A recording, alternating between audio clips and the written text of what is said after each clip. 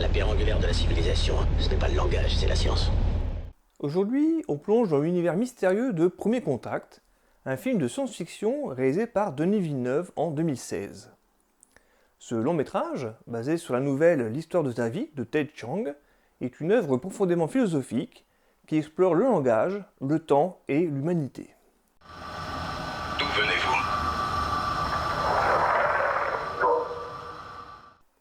Villeneuve, avec son approche unique et introspective, nous livre un film qui transcende les conventions du genre pour nous offrir une expérience cinématographique originale. Comme son titre l'annonce, Premier Contact, Arrival en VO, commence par l'arrivée mystérieuse de 12 vaisseaux extraterrestres à travers le monde. Alors contrairement aux films d'invasion extraterrestre classiques, il n'y a pas ici de destruction massive ou de guerre immédiate. Au lieu de cela, on va s'intéresser à la communication et à la tentative de comprendre une forme de vie totalement différente de nous. Et un des marins de Cook leur a montré un de ces animaux qui gambadait avec un bébé dans sa poche. Il leur a demandé son nom et les aborigènes ont dit kangourou.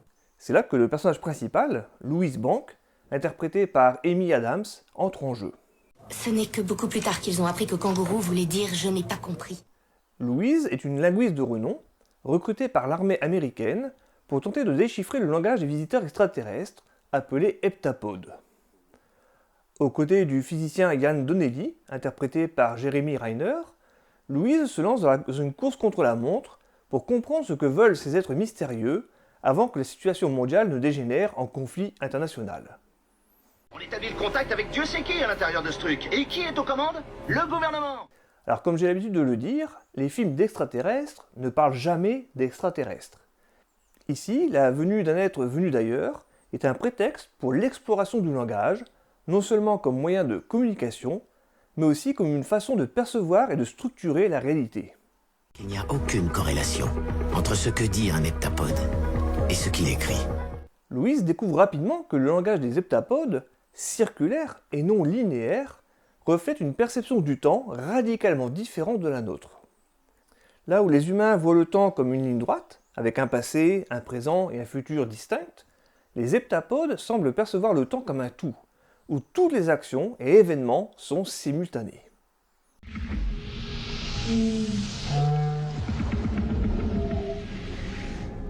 Cette découverte a des applications profondes, non seulement pour la compréhension des extraterrestres, mais aussi sur Louise elle-même. Le film soulève des questions fascinantes sur le déterminisme et le libre arbitre. Si vous pouviez voir votre futur, agiriez-vous différemment? Cette exploration du temps et du langage confère au film une dimension philosophique rare, interrogeant la nature même de notre existence et de notre conscience.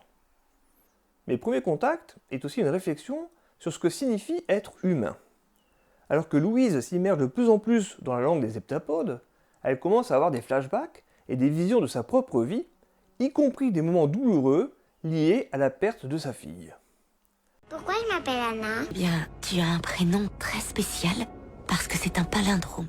Ces visions sont la clé de la narration du film, mais je n'en dirai pas plus pour ne pas spoiler. Denis Villeneuve, avec son style visuel distinctif, réussit à créer une atmosphère à la fois mystérieuse et contemplative. Le design des vaisseaux extraterrestres, épurés et monumentaux, ainsi que la représentation des heptapodes eux-mêmes, renforcent le sentiment d'étrangeté et de décalage.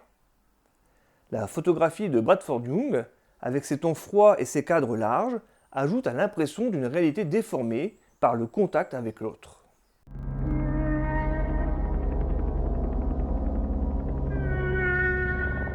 La bande sonore de Johan Johansson joue également un rôle crucial dans l'ambiance du film. Les sons organiques, parfois dissonants, créent une tension sous-jacente, tandis que les moments de révélation sont accompagnés par des mélodies éthérées qui capturent la grandeur et la mélancolie du récit.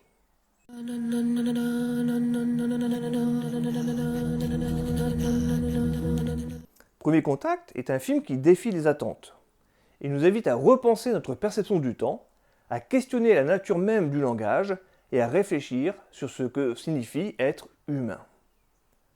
La performance d'Amy Adams est centrale à cette exploration, apportant une profondeur émotionnelle qui ancre le film dans l'expérience humaine, même lorsque l'histoire touche à des concepts abstraits et complexes. On a enfin fait connaissance.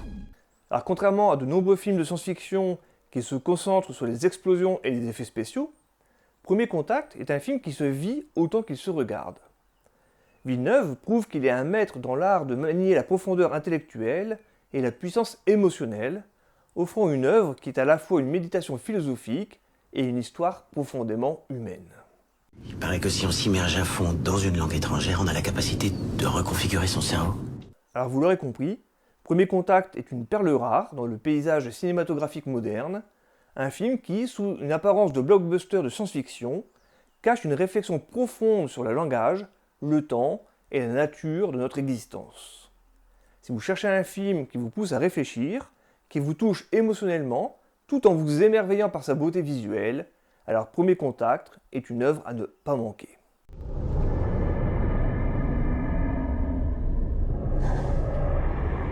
Voilà, n'hésitez pas à me dire dans les commentaires ce que vous avez pensé de ce film. N'oubliez pas de vous abonner à la chaîne, de lâcher un pouce bleu et de partager cette vidéo si elle vous a plu. On se retrouve bientôt pour une nouvelle exploration cinématographique de la science-fiction. Salut!